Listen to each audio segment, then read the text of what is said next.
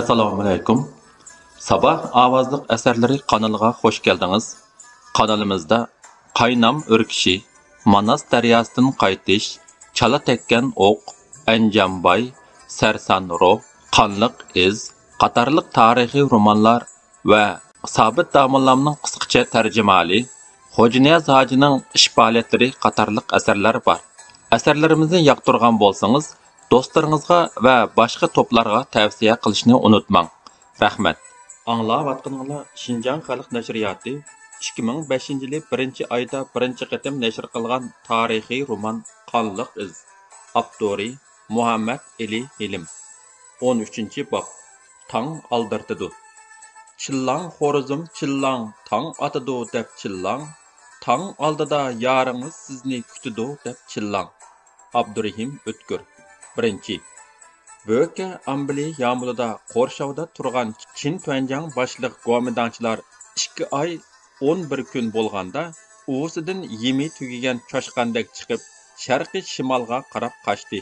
Erdani, Nazarov va Barat Palvan boshchiligidagi partizanlar ular tuzlanlikka chiqqanda toshqon qo'g'ilgandek qo'g'lab zarba berib, butunlay tarmar qildi va Qo'ytash tarafdan bir necha Tuanjang Lianjanglarni terkitib keldi. Erdani Nazarovlar Van Seling turgan qo'roqqa joylashdi. Erdani Mo'ng'ullardan jangovar bir qism tashkillashni ham ularni sistemlik mashq qildirishni ko'ngliga pufdi.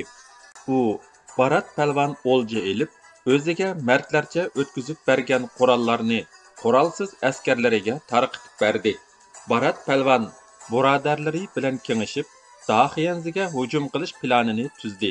Bugun u Erdani va Nazarovning yeniga bu plan ustida maslahatlashish uchun keldi. Erdani Van Gotay o'ltirgan o'rinda o'ltiratdi. Nazarov ko'rinmaydi. "Kela Barat, qandaqroq ahvoling?" "Obdan, o'zingning-chu, qadar ahvol", dedi Erdani uni yandagi o'rindiqqa taklif qilib. "Sizlar bu kunlarda bizga hamdamda bo'lib, ko'p jafo tortdinglar.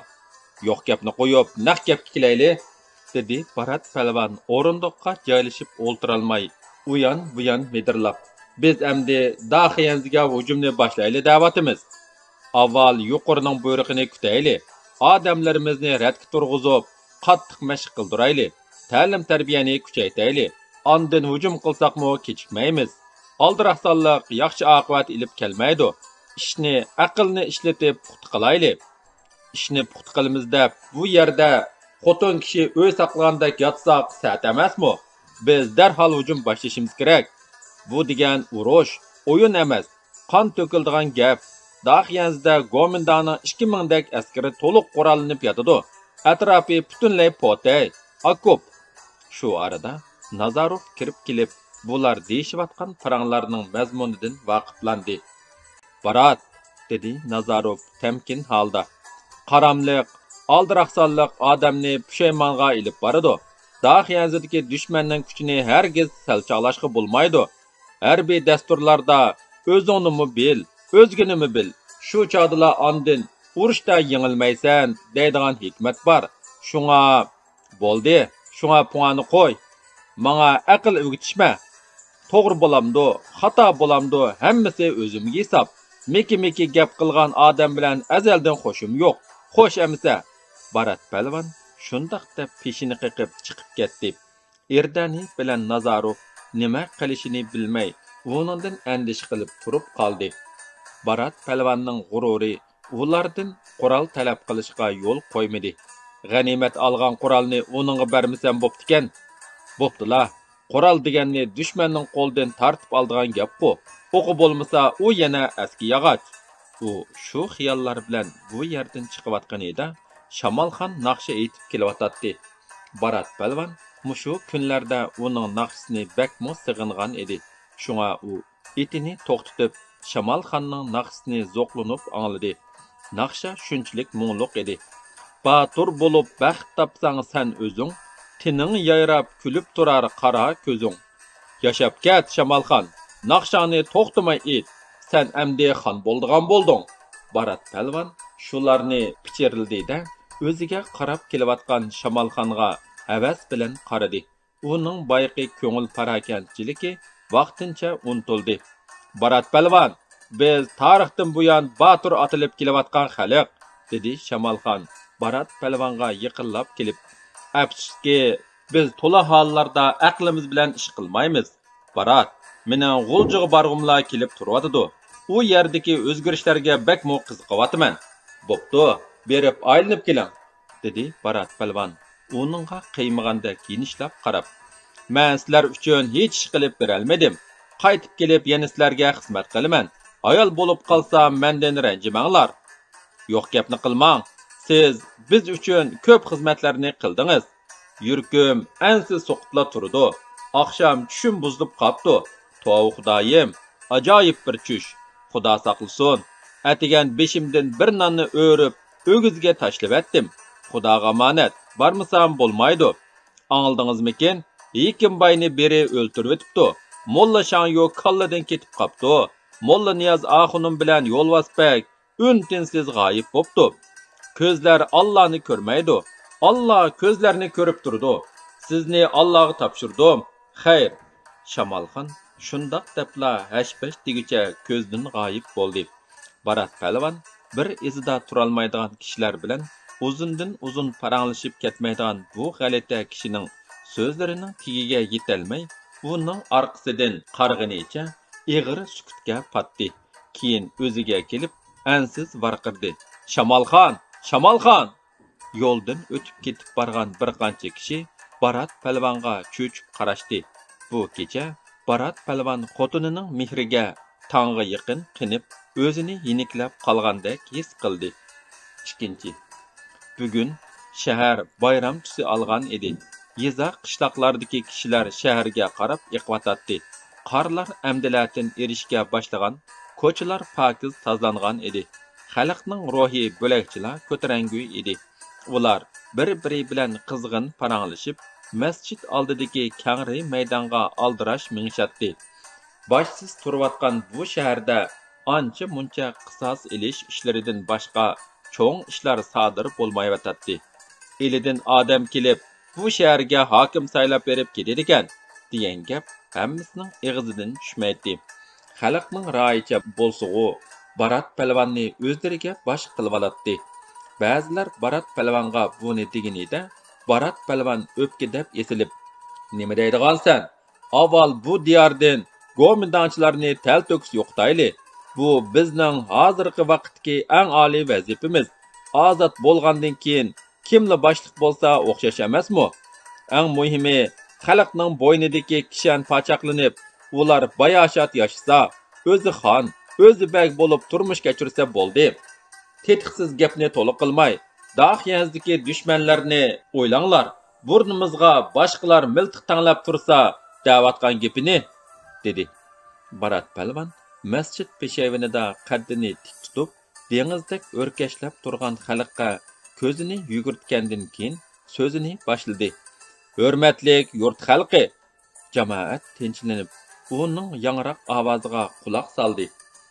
"Yurtimiz zumigarlar, jallodlardan xoli yangi bir dunyoga aylandi. O'zimizga o'zimiz bag, xon bo'ladigan, ezilish, xo'rlanish, kamsitish bo'lmagan yangi bir zamonda yashash navbati bizlarga kelish oldida turadi. Go'mindonchilar nurg'unlagan odamlarimizni, tongga tashna shir yurak azmatlarimizni qirdi, chopdi, otdi. Ularning oqqan qini zoya ketmaydi. Biz o'zimizning qo'lidagi nong'imi ega bo'lolmay xo'rliq ichida yashadik. Shamolxonning ma'nilik naqshlarini tushunolmadik. Zulm bizni g'aflat uyqusidan uyg'otdi. Haqiqiy odamlarni ayiradigan kangri bir maydon hozirlab berdi. O'g'lonlarimiz birda och, birda to'q yurib, qahrton sovuqlarda jang qilib, go'mindonchilarni yurtimizdan qo'g'lab chiqardi. Bu haqqoniyat uchun kurash qilsalar, oxir g'alabaga erishadiganligini isbotladi. Hozir butun Shinjongning hamma yerida zulmga qarshi barobarlik, ozodlik uchun ilib berilayotgan kurash o'tlari lavildab ko'ymoqda. Go'mindonchilar qochadigan yer topolmay, ularga chashqan to'shiga saroy ko'rinyotidi. Bu bizning inqilobni davomli rivojlantirib, dushmanga zarba berishimizdagi yaxshi bir fursat.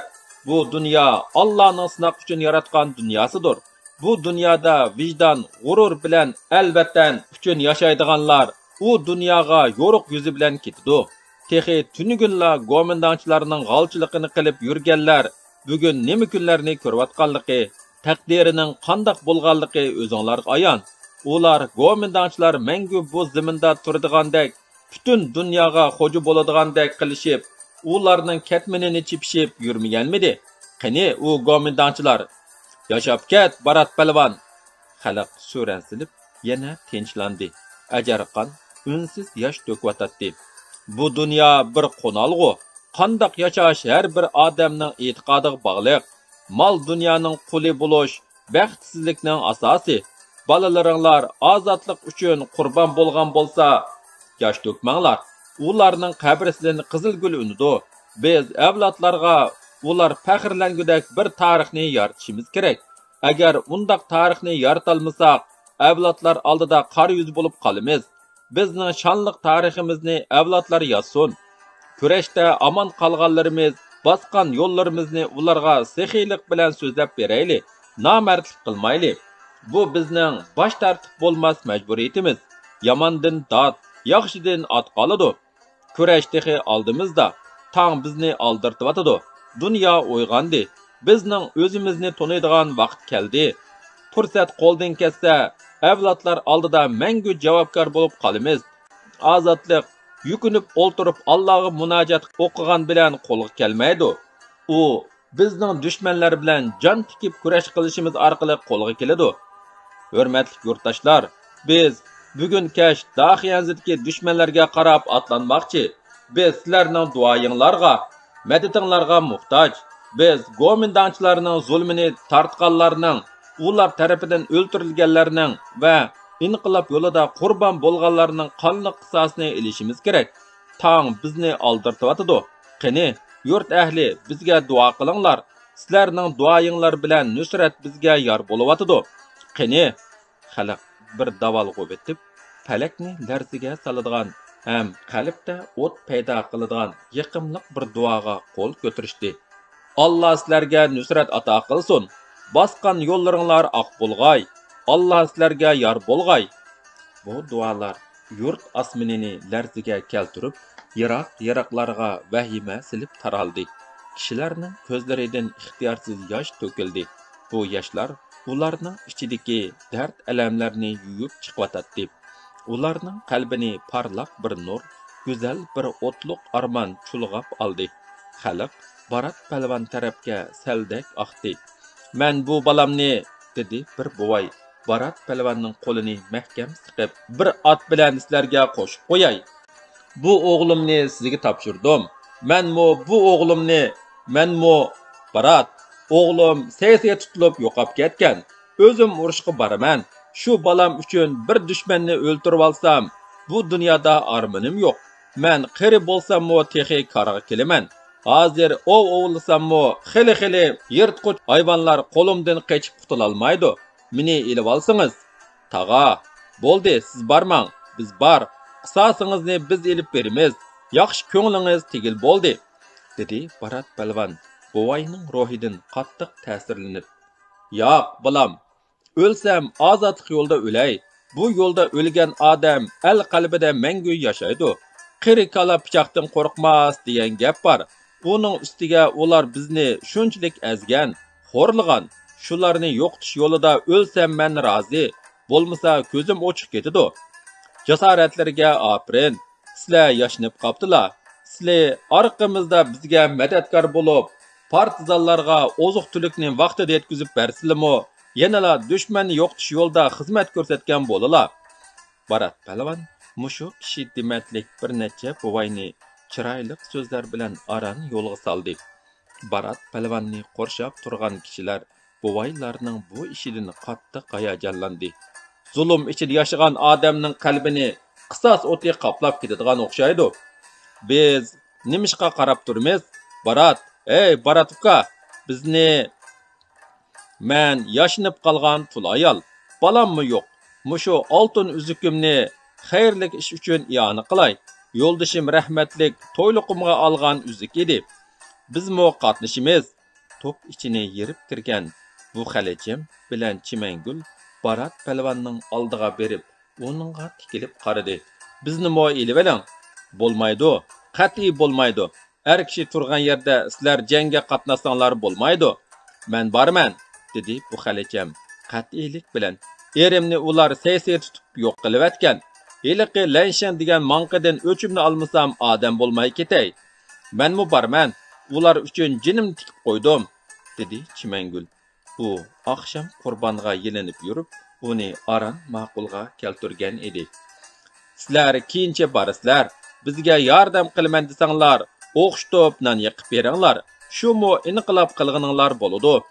Bu Xalacham bilan Chimengulning umidi ko'pikka aylanib, lassida bo'lishdi-da, boshlarini tuvan salganicha top ichini yerib chiqib ketishdi. Bularni ko'rib, boshqacha jallanib ketyapman, dedi Nasiraxon maydisini kerib qo'yib. Xalqning pig'oni toshqan gap. Kishilar qo'lida borligi narsini inqilob uchun hadiya qilishdi. Barat palvon buningga bir odamni mas'ul qilib qo'yib, o'zi partizanlarni tartibga silish ishi bilan mashg'ul bo'ldi. Nazarov Barat palvonning mijozini bilgachga bir narsa deyishga petinolmadi.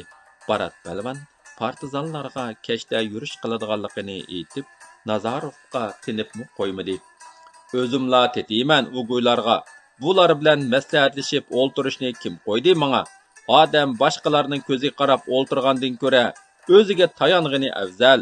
Go'mindanchilar chag'liqkan-ku. Ha desa, qochidi ekan.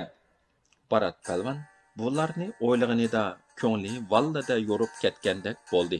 Xalqning bugungi qizg'in kayfiyati uning jasoratini hasillab oshirib, go'mindanchilarni ko'ziga chumulida ko'rsatdi. U muqarrar g'alaba qiladigandak tuyg'uda edi. Shu kuni kech Barat palvon o'zi tanlagan 150 sarxil azimatni agashtirib, Daxiyanziga haybat bilan otlandi. Yurt xalqi bularga oq yo'l tilab, xili bir yerlargacha uzitib bordi.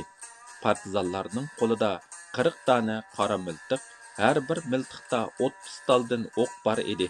Miltiq yetmaganlari to'qmoq, ara, nayza bilan qurollangan edi. Barat palvonning beliga esilgan tapanchasi va Hashim To'mirchi so'qib bergan qilichi uni tarixda o'tgan mashhur sarkardalardek ko'rsatdi. Uning qalbida o'tliq bir armon tichaklaydi. U tongga aldiraydi. Tun qorong'u, atrof timtoz sukutga cho'mgan edi.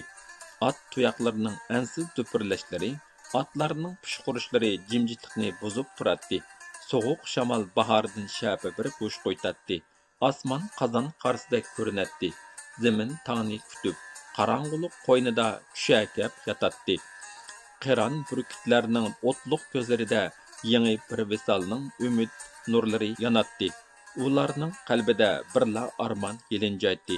U bo'lsa-mu, bu zamindagi tangsizlik, zo'ravonlik, zo'migarlikni yo'qotib, yo'ruq tongning nurona jamolini ko'rish, bahor qo'ynida erkin yayrash edi. Shu umid, shu arzuda qahrdan sovuqda dum yetib, birda och, birda to'q yurishga rozi. Birla armon ular irodasini tavlab, kallasida hukmronlik qilib, yomg'irdak o'qlarga o'zlarini etishga undaydi. Ozodlik uchun o'lsak rozi. Hey zimin, daryo bo'lib oqqan qonlar, behuda oqmaskan deb o'g'lonlaring ansiraydi. Bu qonlar sening bag'ringga singdi. Sen buning guvohisi. Bir kunlarda sen ularning bosqan izini boshlarga so'zlab berarsan. Barat palvon yurtdan qo'zg'alishdan burun Daxiyanzining yer sharoitini obdan biladigan Yasinjon bilan Ahmadni Daxiyanziga hujum qilish yo'llarini va boshqa ahvollarni egilishga yo'lga soldi. Ular atsi kechgacha Qarsu Langlang ko'rikining g'arbiy tarafidagi Qarayog'ochlikqa chiqolmasa, hujumni boshlaverdiganligini bekitdi. Bu kechada tuyuqsiz etilgan o'q dadisini yo'qlash uchun ketayotgan Urayimning jinini oldi. O'qni Arshandan qechib kelib mo'kinib yurgan bir qochoq askar atgan edi. U yana ko'krigiga pichoq urgan bir qizga yiqilish oldida o'q uzdi. Qiz echinishliq ingrab armon bilan ko'z yumdi. U jon uzish oldida necha qatimlab "Qurbon" deb tovladi. Partizanlar yurtdan ayrilgandan keyin Şexu, jinglardan uçup chiqqan Gomindang aeroplanlari Terak bo'yi egizlikda uchib, Böğürtala shahrini xalagancha o'qqa tutdi. Bu yerliklarda aeroplan atadigan qurol bo'lmag'achqa, amalsiz libini tishlab mo'kinib yurishga majbur bo'ldi. 13-bob tugidi.